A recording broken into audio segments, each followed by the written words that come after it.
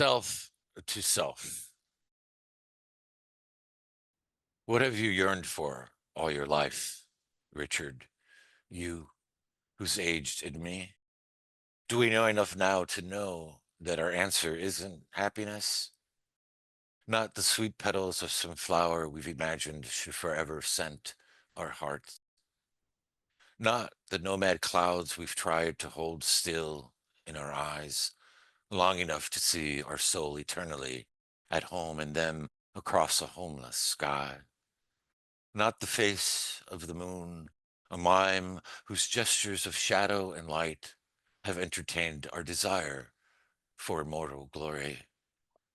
Not the persistence of waves we've wanted to believe are as fated and willed as we've wished to be.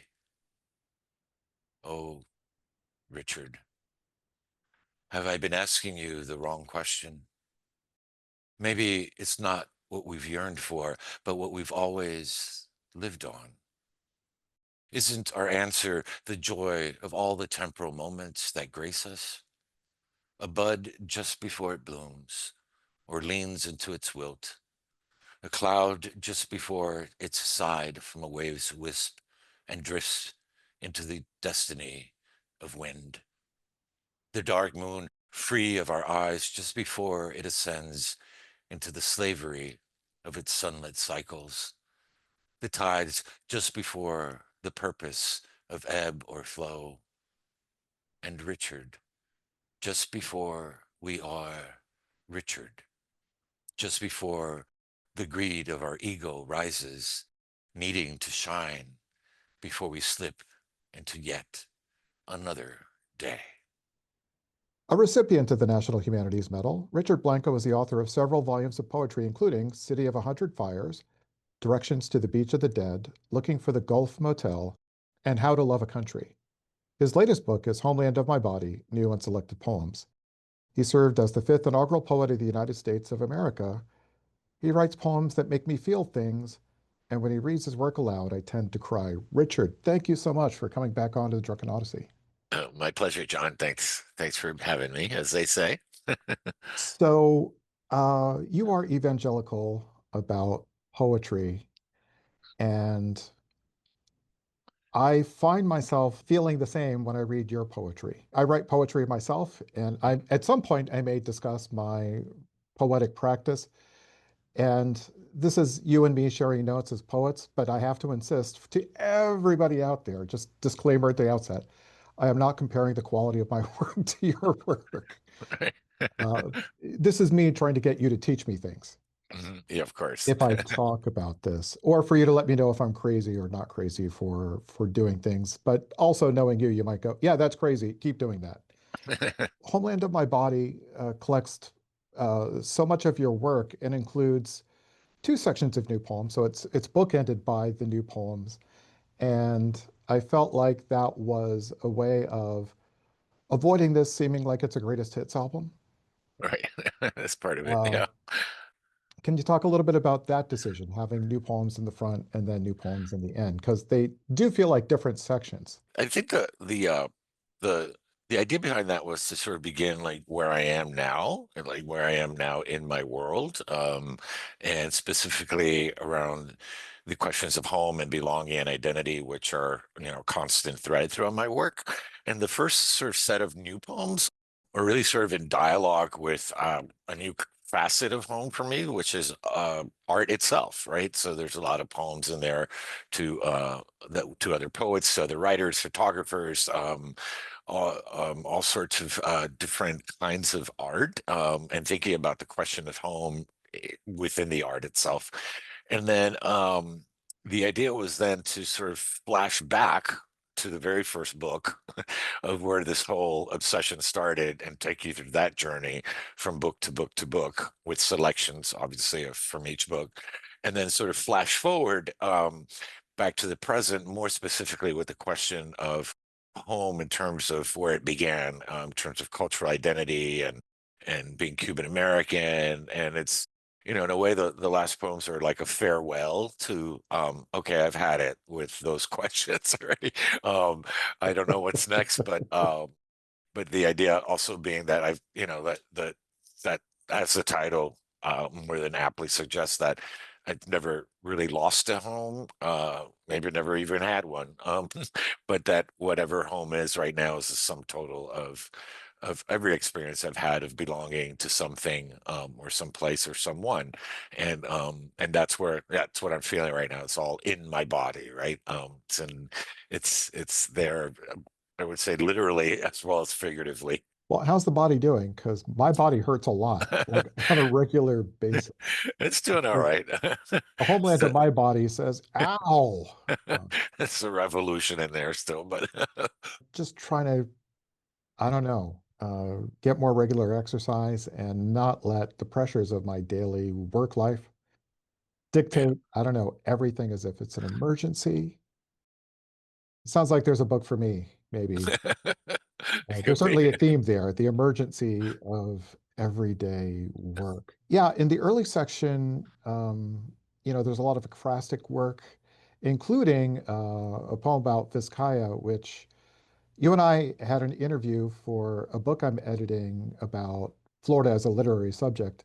Mm, And now that we have this fabulous poem about Vizcaya, I can't believe we didn't talk about it because it's one of those places where if you explain it to anyone who's not from South Florida, they're thinking you're not telling the truth, that you're you're right. creating some comic scenario like this can't be a place. This is a place. You could go there. This is a place. This existed. Somebody did this on purpose. Could you talk a little bit about your experience with Vizcaya and writing a poem about it? I think maybe that poem wasn't around last time we chatted about the South Florida thing. I can't quite place the date, but it's not a terribly old poem. I was teaching this honors course with Professor John Bailey, and it was called Poetry, Art, and Community. And what we basically did is went around all kinds of cultural and historic landmarks around South Florida and sort of responded to them in some way, shape, or form. And one of those was Vizcaya, of course. We take all the students there, so we get, the tour and a lot more of the under the hood kind of things about Vizcaya. And then we all had we invited several South Florida poets to also write poems for about Vizcaya, and then the students that chose to write poems. Um, and we did a celebration there, which was just really wonderful. And the parents came and friends and family, and so it was kind of poetry reading at Vizcaya. But anyway, what I found, what I learned in that class as well, is just sort of these kinds of layers of cultural appropriation that happen in South Florida, like you know, um, it's always in some way somebody else's dream, and how it keeps on shifting depending on the last group that came in, and depending on or who is the group most in power or the majority, right? And then learning, this guy that I've been around all my life, and okay, what a beautiful place. Kind of weird that it's in the middle of Coconut Grove, but you never questioned that. I didn't even knew why there was what I thought was an African American neighborhood around Vizcaya for years, and didn't realize that was actually a Bahamian in origin, because they're the ones who built, were hired or to build much of Vizcaya, because they were familiar with kinds of construction and also just agriculture and brackish land. So I was like, how is this in front of me? There's so many things in front of us every day that we don't see. But also, I mean, the poem is a little bit of a critique of that superimposed sort of, um, you know, carpetbagger kind of thing that Florida always has to deal with, or is just in the Miami, I'm sorry, the Jewish Museum of Florida today, and I'm learning more about that, about Fisher and all these people that, they superimpose this myth upon a place and sort of culturally dislocate so many things. So yeah, that's that's Yeah. part of So it's part it's of the this weirdest story, and one of the weirdest stories in Florida, in Miami. it's this giant mansion. Yeah. I want to say it transcends taste. Like, is it in good taste? I don't know. Is it in bad taste? I want to say, except it completely explodes my entire apparatus for trying to figure out what taste even is. Such obscene wealth. And I find myself scratching my head at it. It's been a very long time since I've been down there. Maybe high school was Uh, the last time I was down there. Well, it's this whole Renaissance kind of like art thing in the middle of a swamp. Like literally was a swamp. And so um yeah, and I don't know, it's just like so his brother John, uh yeah, you know, there's a main connection too because they're the Deere brothers from the Deere um whatever tractor machinery so, um Naturally, yeah. who were from Maine actually. So that's interesting. Okay, if yeah, Florida's a place of paradise because we say so, and with enough money, all right, we can build our own crazy vision of what that looks like. Yeah, and just keep on layering and layering over it. I'm teaching a class right now called about place. It's a graduate course is talking about it's about place, South Florida and beyond, and we're taking a sort of similar in that nature. We're looking at looking at how South Florida is represented in different genres, and how interesting that is to read something like Dave Barry, and read like Yeah. Miami Noir, and then read like the poets of Miami, and then and looking at how you know each of these genres in a way also manipulate how we think about a place, or take up different things that even the noir was just really amazing to see how much how much of place comes out in noir, right? Like, and Yeah. why Miami Yeah. Yeah.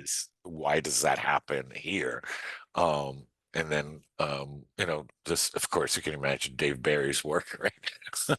That's a whole other sort of humorous, but then very serious take on Florida. On it's kind of just been amazing to watch, how places filtered through writers rather and all these bizarre things that happen, how they make it into a body of work.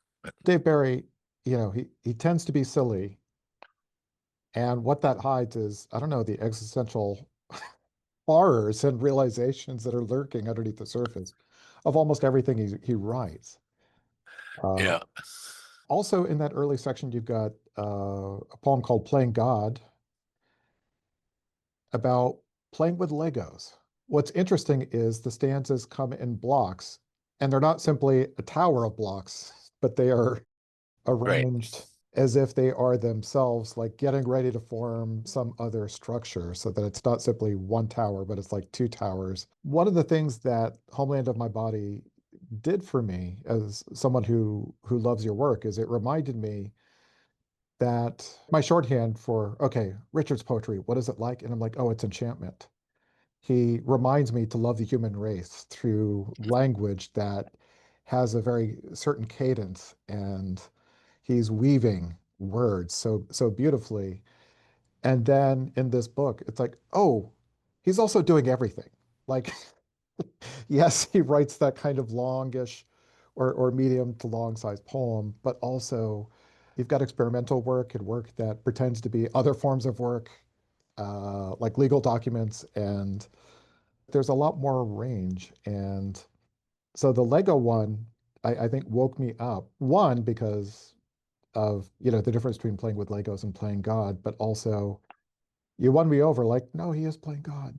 Like, uh, can you talk a little bit about uh, poetic form, length of line? You're right. I mean, I don't think my work is as experimental, but I was experimenting compared to my usual line length and my usual sort of typography or whatnot. That's one example. By the way, the copy editor just they had a cow. They're like, "How are we going to do this? How are we going to put this?" But it all worked out somehow. Because I can do it on my computer, but it's a whole different thing when that goes has to go to print. Yeah, I think I was well, especially the first because I'm also talking about art itself and so much of this, like the Mhm. nature of art. Why am I an artist? How is that home again? How is that the origin of my origin in some ways? And so it felt natural to start messing with that a little bit. Again, mostly just following creative curiosities because you get bored with yourself. you know so but they are different kinds of poems, and I think different kind, they aren't as narrative as especially that first section, and so that sort of makes me think about, well, how else, what other artistic choices can I make to this poetry that's not in my usual vein? And I think that's what ended up happening. There's even uh I think there's one that's unrhymed couplets, or a couple that are like really, really spare, which for me is not my it's not my shtick. Right? But I took it as a challenge, and some of them just to be really spare. How spare can I be? Because it's not my natural go to, especially as a Cuban, just write 20 lines. I'm just getting started. So, so, and then, yeah, using hermit crab poems, I like that one about the last will and testament. Yeah, I think when you're edging on new things, you try to find new kinds of poems. You'd also have to sort of think about, well, how does the art itself, the craft, deliver that, right? Here's the tricky question. So how do you do that and write a poem? Which is to say, you've got this impulse. I want to try different forms. I want to challenge myself. Do you sit down to challenge yourself? Or is it more that like you've got a fragment and you're like, okay, I'm going to put that in there and see what the result is? It's kind of both. I mean, I think obviously the Lego block one, that was something I kind of premeditated more. And that's more almost like just like sort of a concrete poem, right? Like a Yeah. visual concrete poem. Uh, the other things I just try it, and it was like the ones that are just couplets.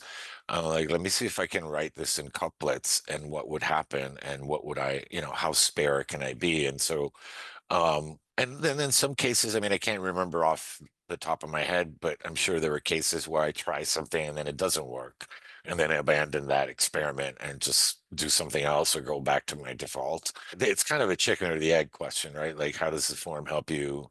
The one that's the last will and testament, I just had this sense of um, I wanted some kind of poem that just said like I'm letting all this stuff go, right? And so I'm just how do I and then I just started thinking about that and letting stuff go when you pass on, right? And in some ways this is a passing, not a passing on, but a passing of a certain stage in my life.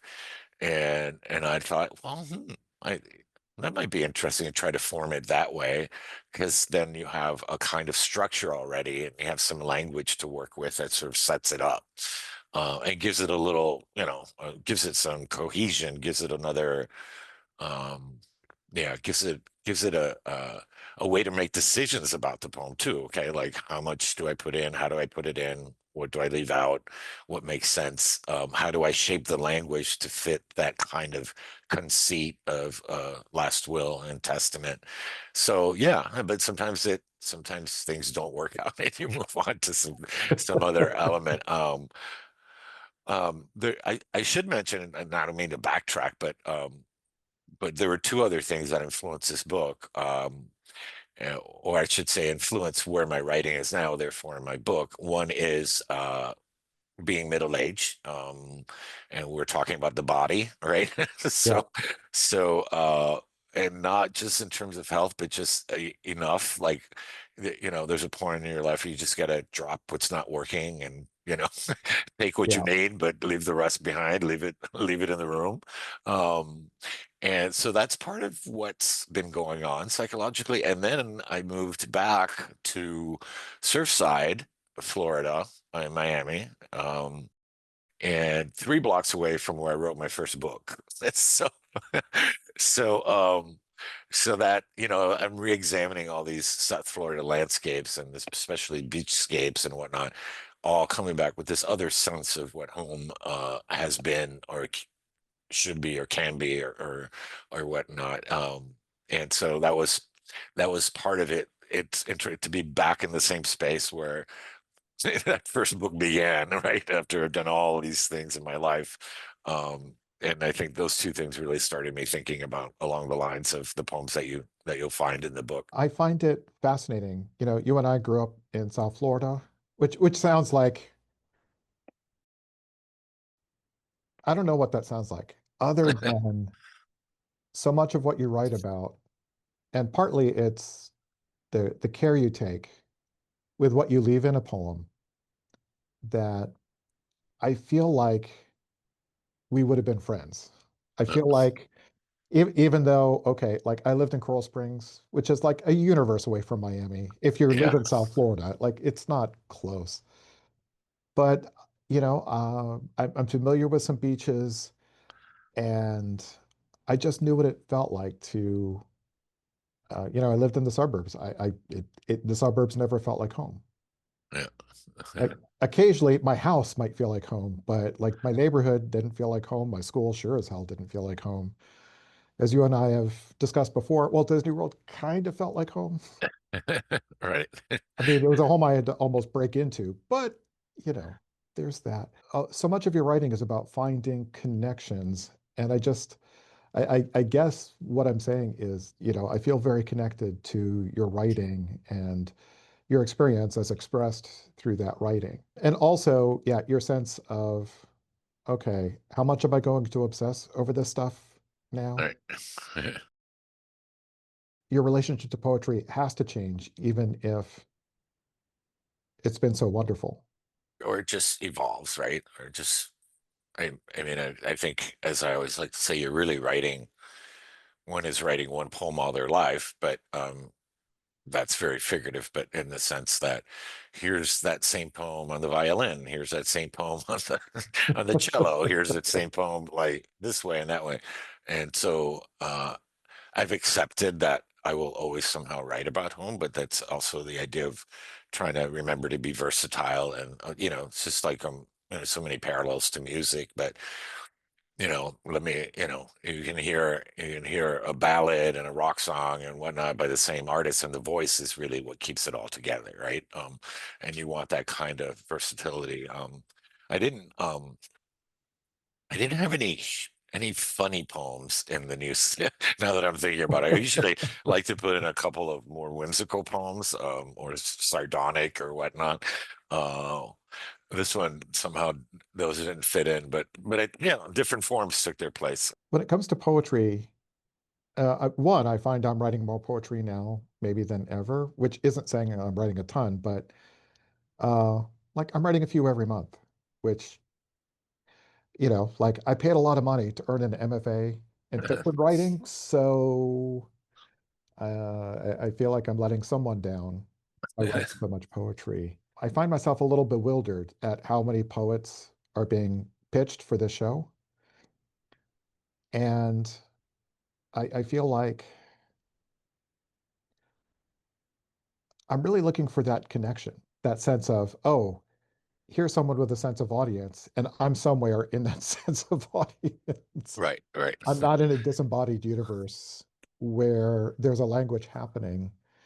And, I don't mean to belittle more experimental poets or poets who express themselves in that way, but I find I'm not at home. Like when I read one of your poems, I pause, and a few minutes later, I'll read another poem, and then I'll pause. And, like reading a book of yours, it's a book, it's a companion. And, Yeah. uh, this is one of the things that I'm so hungry for in poetry, and one of the things I hope that I can provide for my audience. Last year, I tried to read publicly as much as I could, and I was trying to market test my poems and see what worked well on an audience and what didn't. And I find literary magazines have like a much different scale sense of like what they value and what my audiences in person value. I wonder if you have any opinions about the difference between what poems may sound good or may play good in public, but maybe don't work on the page by themselves, or work for literary editors whose job it is to put it there on the page by itself. There's been a lot of history with that. When I was going to my MFA program, if the mere mention of performance poetry or poetry slam was just like an automatic, people would turn up their nose and like, that's not poetry, like whatnot. So the way I've come to think about it is that, um, in larger sort of historical arcs or strokes, brush strokes, that a lot of the performance art poets carried the tradition, the oral tradition of poetry more so, and really You can't deny it, because we've been writing. Poetry has been oral for hundreds, if not thousands, of years before it was ever on the page. So, page poetry on the page is a relatively new thing if you really think about it, right? Yeah. Compared to the entire history of poetry. That's where these other poets have, and I think uh, not just here in America, but really, well, I should say in other places of the world that has been much more. Um, I don't want to say the word obvious, but much more just accepted that that's true. That, the idea of poetry and folklore and everyday life is much more tied together, and music is tied together. It's not just this what's happened more in America. And I don't know exactly why I think it's happened more in America, but anyway, those worlds I've seen have slowly started to emerge a little bit, because the spoken word poets have also realized that they got to get published, right? I mean, they want to get published, right? In a world where they can actually make a living, perhaps, or not a full living, but maybe at least share their work in ways that, and Have so, books to sell. yeah, Yeah. and so they have stepped up while still they stepped up the page work while still keeping the very strong performative aspect of it. And I think some poets have also understood that you just can't get up to a mic and mumble, the same poem. Here's a poem about my dead dog, and here's a poem about how much I love my mother, told with exactly the same cadences, exactly the same tone, right? Like, well, what is that? Like, so I think that we've all been learning from each other. And now you have Patricia Smith, for example, who's comes from a spoken word background, is a professor at Princeton now. Some of my favorite poets come from the spoken word world and are being published by prominent presses like Copper Canyon, et cetera. And I always like their work, but I also think it holds up on the page, right? So the way I see it is, it should do both, ideally, right? A bad poem should not be excused for great performance, right? And there is work, like everything in poetry. There's a million kinds of poets and types, styles of poetry. I don't go to that poetry that, I feel um um I don't know, like, who do I send the therapist bill to? Because I trying to figure Yeah. out there's a show going on in your head and there's only one ticket and I didn't get it. Like, and I'm sorry, don't waste my time. Like, Billy okay, well, Collins's way of describing that is to say, you suddenly feel like you're thrust in the back of an ambulance in an emergency situation with someone you haven't been introduced to. right. That's a good one. He's always got a good one. But right, and I would say though, that's not the majority, but it's also, I mean, it's art, right? And sometimes I do read that stuff just to challenge myself, right? Like, how do these people do this? And let me tell you, sometimes it's weird because it's not only just writing the narrative poem or the accessible poem. There's some poems that you have no idea what's going on, but you're like feeling it, right? Like, and Yeah. it's rare. And it's kind of like almost like I don't know anything about symphony, but that symphony, like, I'm feeling it. I'm crying. I don't know. I can't explain why. I don't know the details. I don't know the craft, but something happened. So I think that's even rarer. That kind of poet. I harken back to maybe someone like E. Cummings there, where I'm like, I have no idea, but it's just like nothing. Not even the rain has such small hands. Yes, whatever you say, like I feel it. I'm crying. So there's that too. Um, as far as like, the performance aspect should, obviously I always tell my students, read, not only go to poetry readings, but read the poem out loud. It's amazing what happens, how you understand a poem differently when you read it out loud, because it's still part of its DNA. It's still, your voice is an instrument in poetry, right? And if you don't play that instrument, it's like kind of like not really hearing the song, right? Um, and so that's part of it. And we can all, sometimes we have a bad experience, sometimes we have a good experience, but going to poetry reading can really illuminate what somebody's work is about, just because it's the equivalent of just listening to the song at home versus going to the concert. And at the concert, you have, there's so much more ways that the poem, because really poetry also begins with drama, right? Um, with the Greeks. So these two things Yeah. it can't divorce itself from. But I do pick sometimes poems that I know are better left for the page, or I should say privately. If it's a poem that maybe people may need to read over again. And I'm fine with that. But when I do prepare reading, I try to stay away from those poems because yeah, I just think there some poems do lend themselves more to being spoken out loud, even in my own work. And some are a little less so. But yeah, that's all part of I think where we are right now in the state of poetry in some ways. Um, but yeah, I mean, I was just judge for the Academy of, sorry, judge for the National Book Awards in 2024. Okay. I'm happy to report that I think we at least, maybe we had a good set of judges that got along and had similar, but we could tell that when there was that real voice present and we all agreed this, right, this is poetry, right, and we kind of all sort of agreed when this is okay, this is the kind of work that's sort of hiding behind words, or Yeah. it's technically great but it's not doing, and so I'm happy to say that I think, I think that there's still that sense that poetry should move us, even when it's experimental, right? Even when it's, seemingly bizarre, it can still move us. Well, I not too long ago bought a used copy of a Charles Bukowski collection of poems, and one of my friends said she gives a warning to women: if you go over to a man's house and he has more than two Charles Bukowski books, don't fuck him. And I'm not really worried about my fuckability at this point, but I took her warning to heart, right? And I'm like, okay, let me see if I can make myself not buy this Bukowski book. And the poem I read, it was him not visiting an ex-girlfriend when she was in the hospital. And, he's fully seeing his own assholery in the poem Right. and not saying, aren't I a romantic darling for being an asshole? Like, no, no. And I felt like, okay, Buke won this one. Like, I'm getting the book. And I don't have many of his books, but I was also thinking, in terms of the poems where they move me, even though if I had to say what they mean, like, okay, with my PhD, I could start slinging some stuff, but like the Emperor of Ice Cream, Right.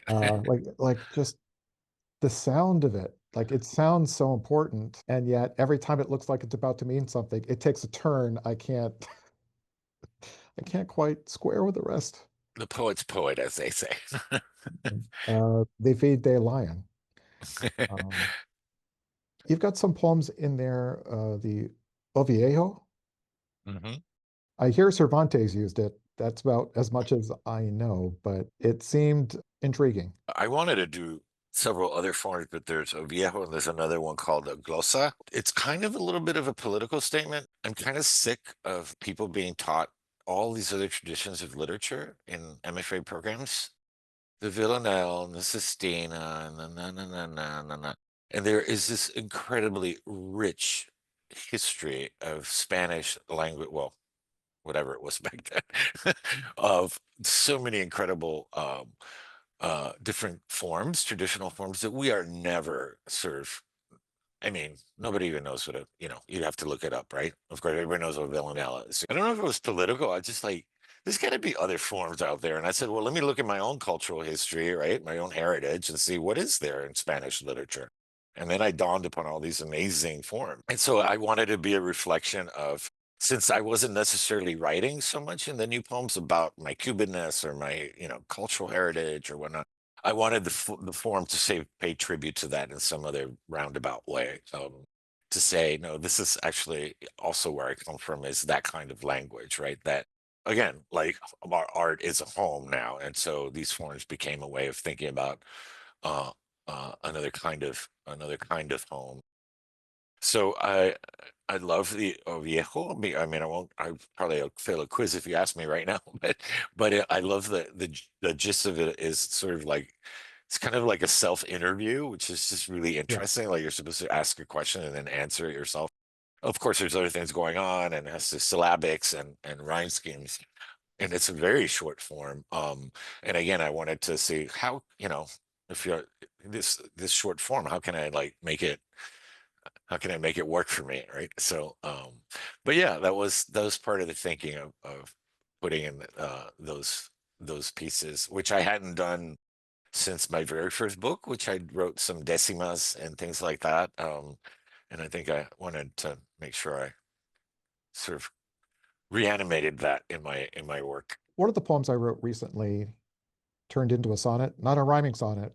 And I can hear some poets in my head just saying, "Oh, so you didn't write a sonnet. Got it." Uh, but I found that the things that I was writing, like I think I had a draft and it was like pretty short, but in the writing of it, I found it kind of approximating iambic pentameter. And so I'm like, okay, let me actually start counting it out and see what happens. And I found my lines getting longer without losing any of the edge of the poem. Like it wasn't just, it wasn't fluffing the poem. It was evolving in ways that, I don't know, maybe the seriousness of the form made me get into. And uh, I thought about that reading, some of your longer poems, your more, the more traditional Richard Blanco poems. And I wondered if that's part of your process, or is it just like a natural thing that happens when you write, some of those poems where they just fall into these, I don't want to say long lines, but like sonnet-ish lines. There's a couple things about that, which I actually love to share with my students, and going back to what are these traditional forms and how are they represented in contemporary poetry, and what happens, and how do we work with that. Uh, for me, there's a couple things that sort of turn to a sonnet-esque form. One is just the idea of a short lyric, right? Or a shorter lyric, right? If you can say it in 14 lines, why use 25, right? Yeah.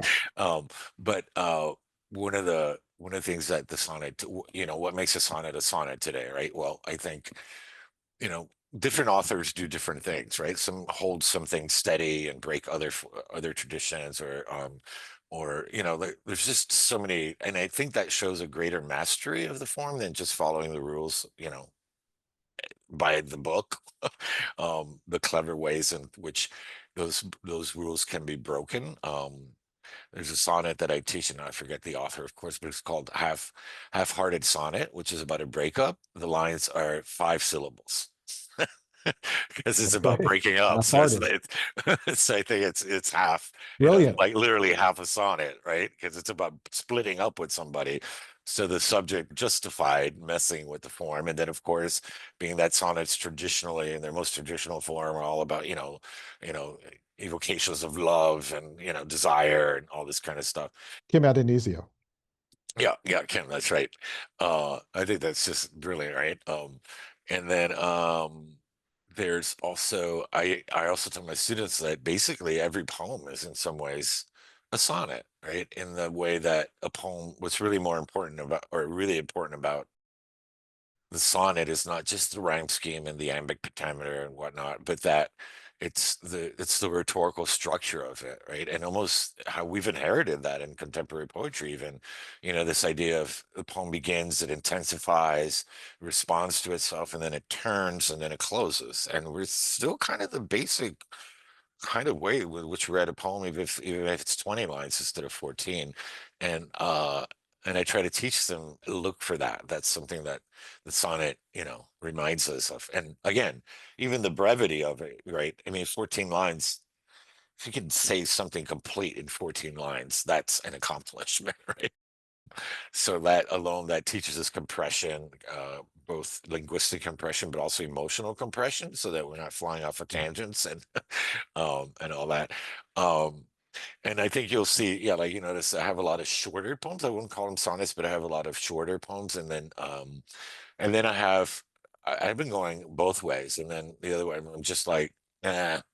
what's the difference between a prose poem and like a piece of prose, you know? Like, and so some poems are like completely do away with line breaks and are using typography in different ways to sort of help organize the poem visually and well also informationally, but yeah, the smaller poems were definitely intentional.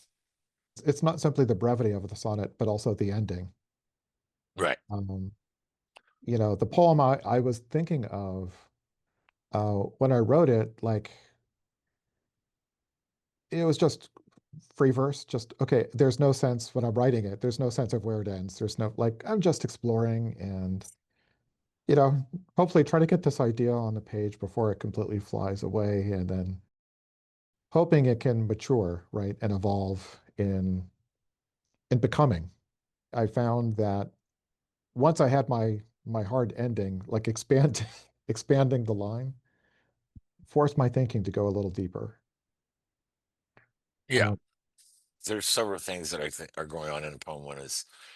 Um, one is your line length, right? One is your line break, and then the other one is your typography. And I'm always thinking about how all these things are working together, from poem to poem, and overall, what is my default and my baseline for what I feel is a length of poetry line for me, which is definitely longer than 10 syllables, probably more like 15 or so.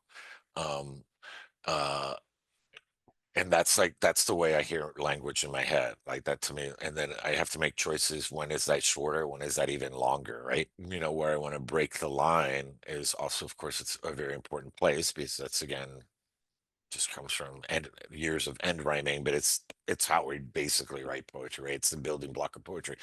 But I think what you're saying and what I do too, that's like my little puzzle, and then it gets me to write the poem.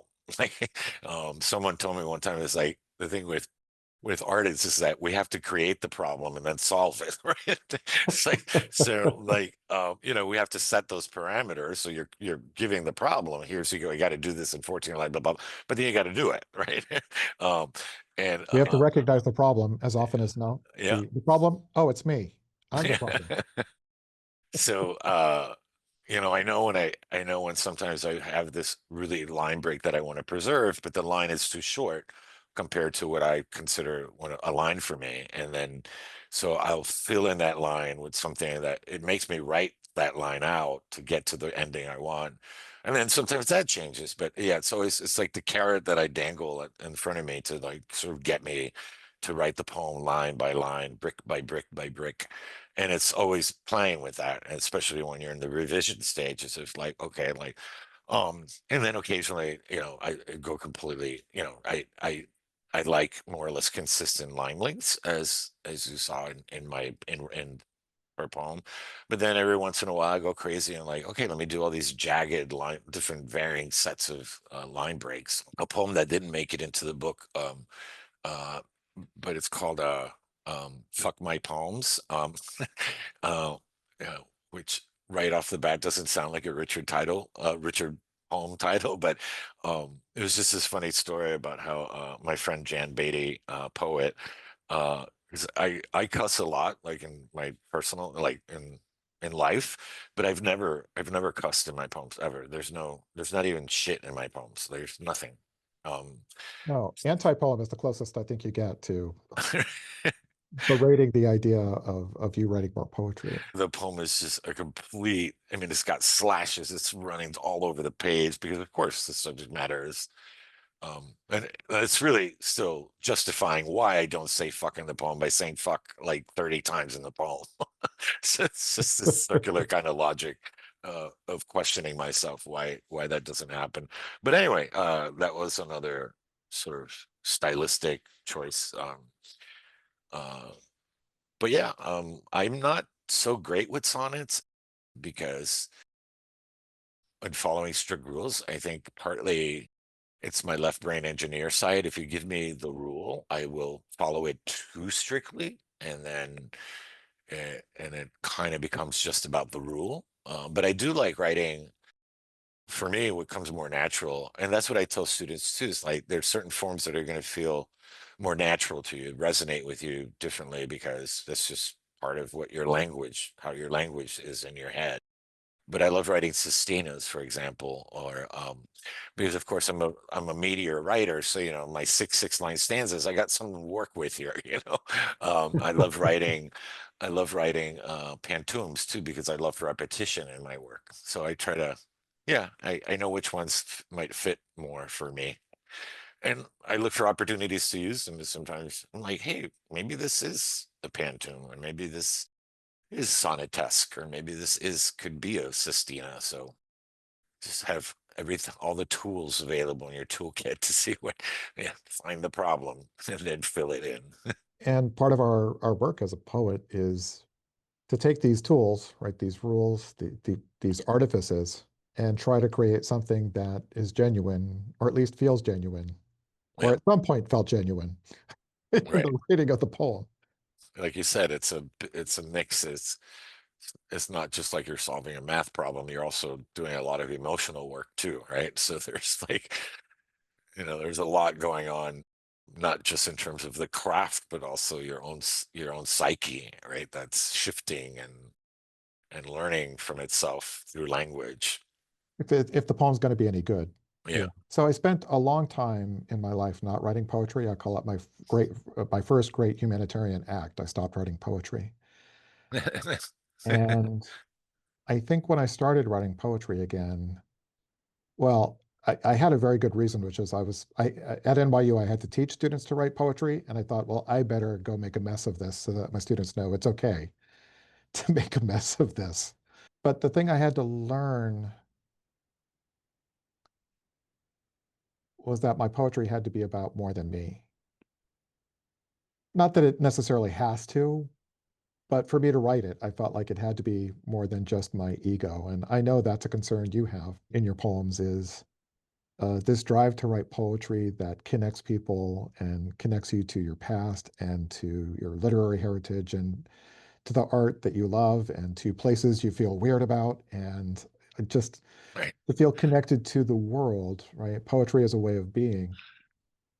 Yeah. But you are concerned as I am that there might be this infantile ego that's like, because it's all about me, and it's not all about us. And I wonder if you could talk a little bit about that. And I think to people who know your great public poems, like this will seem shocking, like he's worried about his ego, that it's all about him because he's some of his most famous work, his masterpiece, the work that makes me cry and just makes me unable to do anything else for a little while when I experience them, Right. right? Those don't seem to be about your ego, and yet uh, you're a famous poet, and I think you're aware of that, and so you have feelings about your ego, and part of this book is about dismissing your ego, perhaps. In the sense of this egoic idea that one deserves paradise, right? Like this idea that, and again, thinking about home and play, this idea that, which is kind of ego driven, that I'm going to find the perfect place, the perfect home where everything's fine and wonderful. And if only I move to Rio de Janeiro, my life will be wonderful. Like, and we run our whole lives on that. And, it's always, there's a little bit of an ego about, even when you think about your house, the neighborhood you live in, where you choose to live, it's a little bit of ego in there, like, as if the physical world can replace any other issue that we have, right?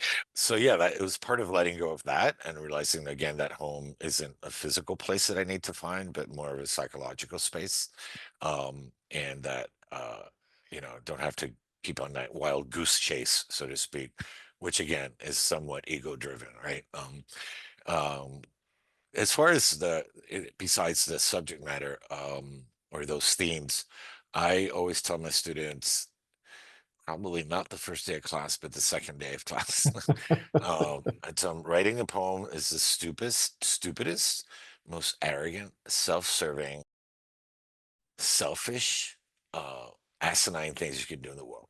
And they look at me like, and I said, but writing a poem is also at the same time one of the most selfless, generous, kind, gregarious things you can do in the world. And how I see it is that if you don't when you come to the page, in some ways, you do have to be convinced that your life, your feelings rather, right, are worthy of art, right? Like, Yeah, that there's actually, I'm going to do this because, and I think it has to come from that.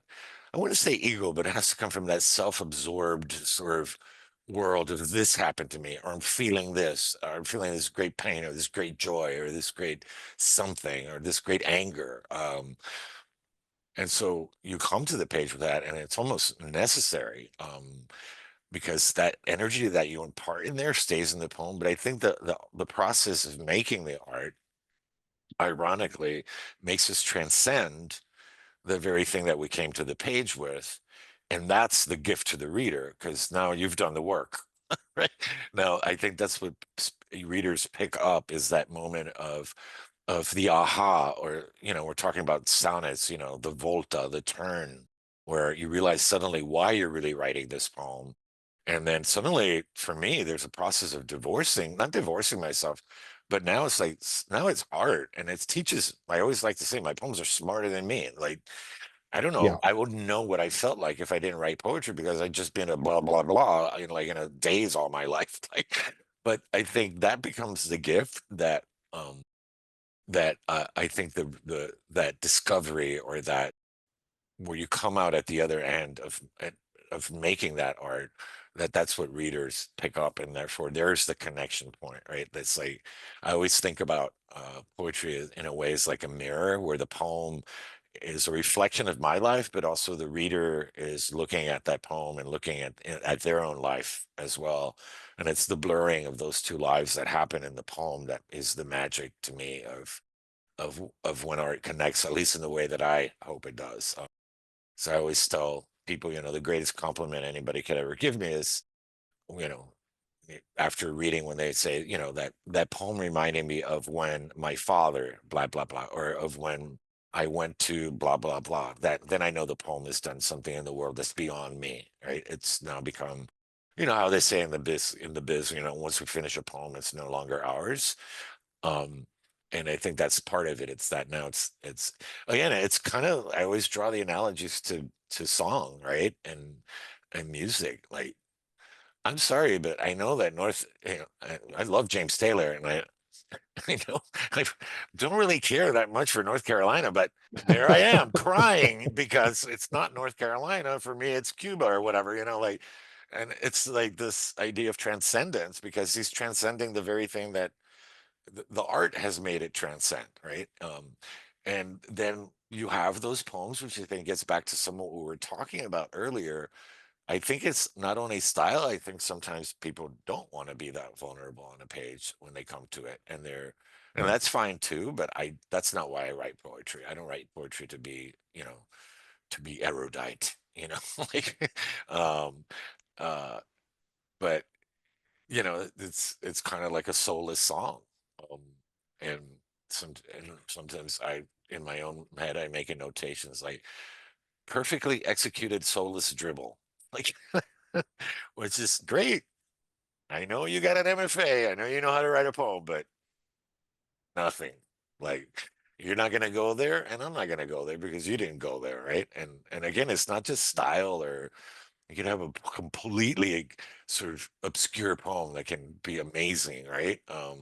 That's not about, oh, what happened here, what happened there. It's not a narrative poem, but um, so yeah, I think that's how I approach my art, and I can feel it in me when I'm writing. There's a moment. If that doesn't happen in a poem, then I know the poem is not even close to being done.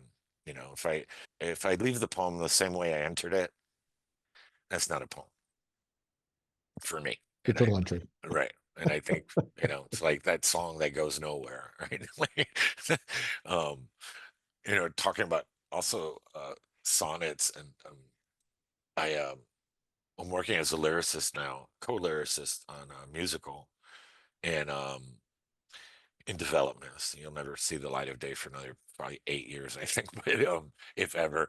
But it was amazing to see how lyrical structures are the same as poetry. Like, it was I've said this all the time, but like I actually saw it now. Like, the AABA is the sonnet. Like that's a lyrical structure. Like I was like, oh my God, I totally get this. Like I can do this. It's a sonnet. Or the use of refrain, the verse refrain, right? Like it's the same